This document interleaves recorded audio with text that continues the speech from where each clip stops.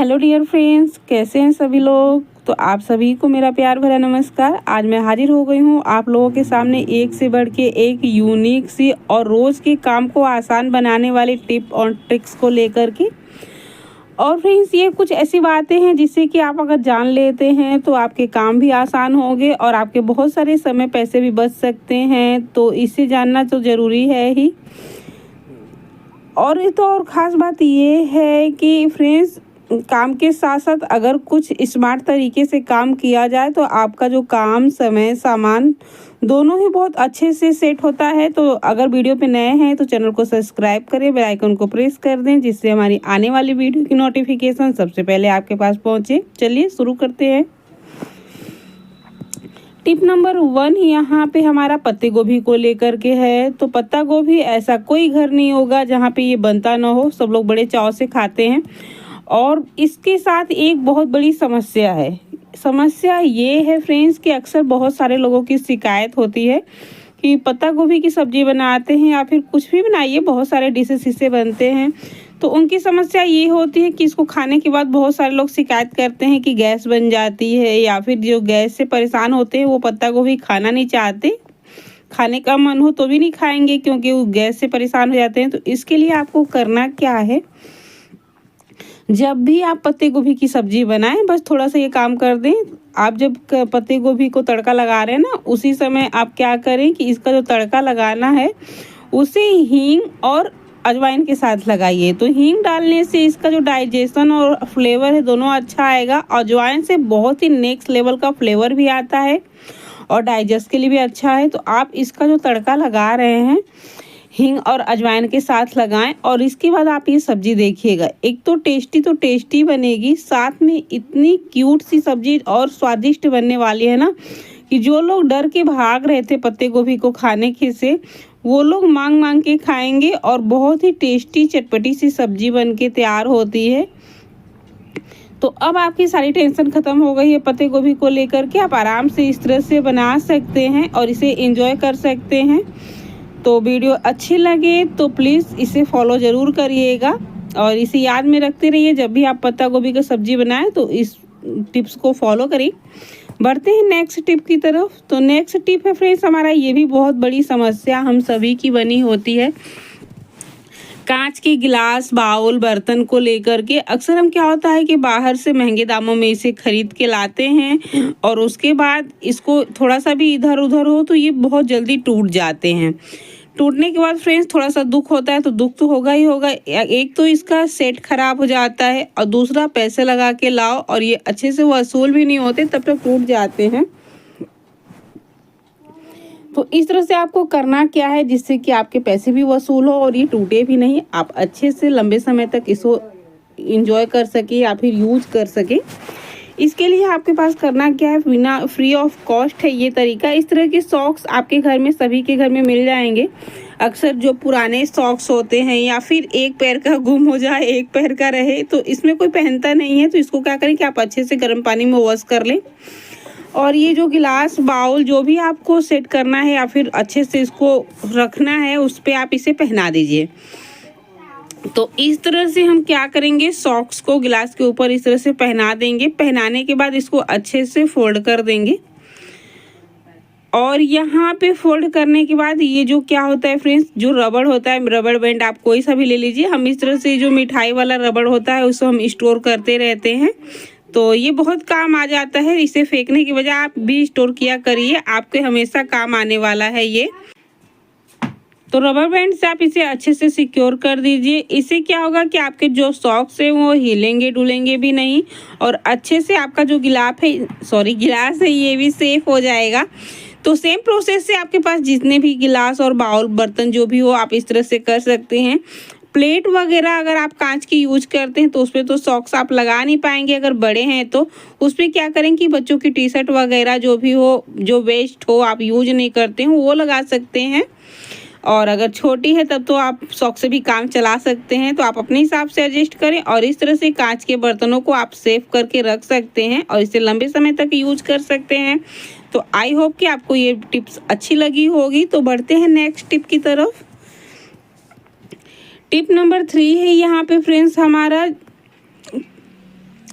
प्याज को लेकर के अक्सर क्या होता है कि हरे प्याज खाना हम सभी को पसंद होता है और इसे जब हम मार्केट से लाते हैं तो 2 या 3 दिन के बाद ये सूखने लगता है, ड्राई हो जाता है और फिर ड्राई हो जाने के बाद इसका जो फ्लेवर है उतना नहीं आता, ना तो इसकी खुशबू इसमें बनी रहती है। तो इसे लंबे समय तक आप हरा भरा कैसे रख सकते हैं वो तरीका हम आपके साथ शेयर करेंगे। तो सबसे पहले आपको करना क्या है कि प्याज को अच्छे से वॉश कर लेना है। वॉश करने के बाद इस पे जो एक्स्ट्रा चीज़ें मतलब इसके जड़ या फिर इसकी ख़राब जो पत्तियां हैं वो निकाल लेना है। अब थोड़ा सा यहाँ पे ध्यान आप दीजिए कि जड़ जो है हमको पूरा नहीं काटना। अगर आप पूरा जड़ काट देंगे तब तो हो जाएगा काम इसका यहीं पे। तो आप बस जड़ को ऐसे काटें कि जड़ प्याज में लगी रहे और इसकी जो एक्स्ट्रा रूट है वो निकल जाए। इसके जड़ को नहीं काटना है, बस इसके रूट को निकालना है। और रूट को हमने यहाँ पे निकाल दिया है। और इसके बाद हमने करना क्या है, एक छोटा सा कपड़ा लीजिए और उसको गीला करिए। तो कपड़ा इतना हो कि जिसमें आपका जो जड़ है ओनियन का वो अच्छे से ढक जाए। तो यहाँ पे कपड़े को गीला कर लेना है और सारे जड़ को इस तरह से आप पहले सेट कर लीजिए और इसे उठा करके आप इस तरह से कपड़े के अंदर रख दीजिए। रखने के बाद इसके पूरे जड़ को आप पहले अच्छे से कवर करिए। कपड़ा ध्यान रहे गीला होना चाहिए। गीले कपड़े को अच्छे से निचोड़ लीजिए। इसमें पानी नहीं होना चाहिए, बस कपड़ा गीला होना चाहिए, वरना आपका प्याज खराब भी हो सकता है। तो यहाँ पे हमने कपड़े से पानी अच्छे से निकाल लिया है, बिल्कुल पानी इसमें नहीं है। और इस तरह से हमने इसे नॉट्स लगा देने हैं। नॉट्स लगाने से क्या होगा कि ये खुलेंगे नहीं और आप आसानी से इसे कहीं भी रख देंगे और आपका जो प्याज है पूरे हफ्ते तक हरा का हरा रहेगा। और आपको जब ज़रूरत पड़े बस आप इसे फ्रिज से निकालें और बना लें। तो एक बात को और ध्यान दें, फ्रिज में आप इसे इस तरह से नहीं रखें। किसी जो पेपर आते हैं, पेपर बैग आते हैं, उसमें आप डाल के सिक्योर करें। बढ़ते हैं नेक्स्ट टिप की तरफ।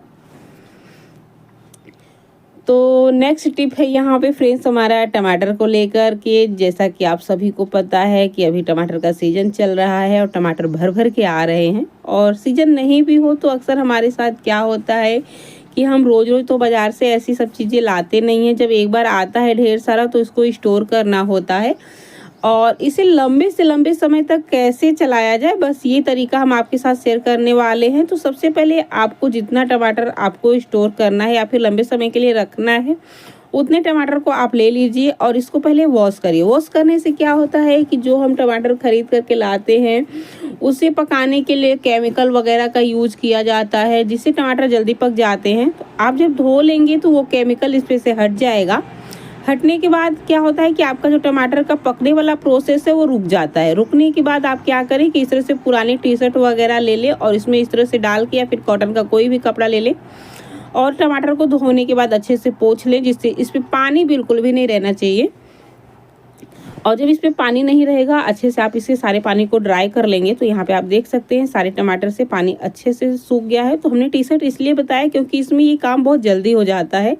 तो मुझे ये बहुत पसंद है तरीका, अगर आपको पसंद आए तो खुशी होगी हमें। और इस तरह से ये जो कपड़े वाला बैग आता है, कपड़े का जो कपड़ा वगैरह हम बाज़ार से लाते हैं तो उसमें पॉलीथीन जो आता है वो नहीं चाहिए। जो कपड़े वाला कॉटन का बैग आता है वो बैग हमें चाहिए और इसमें हम सारे टमाटर को इस तरह से रख देंगे। रखने के बाद क्या करना है फ्रेंड्स, आपको जितना टमाटर स्टोर करना है याद रखें कि जो टमाटर आपको स्टोर करने हैं वो थोड़े से टाइट और इस तरह से अधपके होने चाहिए, या फिर पक्का भी है तो कोई दिक्कत की बात नहीं, बस आप बैग का ध्यान रखें। आपको कॉटन का ही बैग लेना है और इस तरह से आप इसे बंद करके स्टोर कर दीजिए। तो आप इसे आराम से 20 से 25 दिन तक यूज कर सकते हैं फ्रीजर करके। तो आई होप कि आपको ये टिप अच्छी लगी होगी। बढ़ते हैं नेक्स्ट टिप की तरफ। तो ये भी हम सभी की समस्या है फ्रेंड्स और अक्सर हर एक दूसरे व्यक्ति को जो कुकिंग से रिलेटेड है उसकी ये समस्या बनी होती है। क्या होता है कि पराठे जब भी हम बनाते हैं तो कुछ समय के बाद हमारे पराठे जो है थोड़ा सा हार्ड होने लगते हैं, जिसे लोग खाना पसंद नहीं करते। तो पराठे आपके हार्ड ना बने और लंबे समय तक सॉफ्ट और मुलायम रहे, इसके लिए हमने करना क्या है, बस थोड़ी सी अगर आप बातों को ध्यान देते हैं तो आप अपने पराठे को लंबे से लंबे समय तक सॉफ्ट और मुलायम रख सकते हैं। तो जब भी आप पराठे का आटा लगाएं, खास करके नॉर्मली प्लेन पराठे, जब भी हम प्लेन पराठे लगाते हैं तो उसके लिए आप क्या करें कि उसके आटे में आप एक उबला हुआ आलू इस तरह से कद्दूकस करके या फिर मैश करके डाल दीजिए।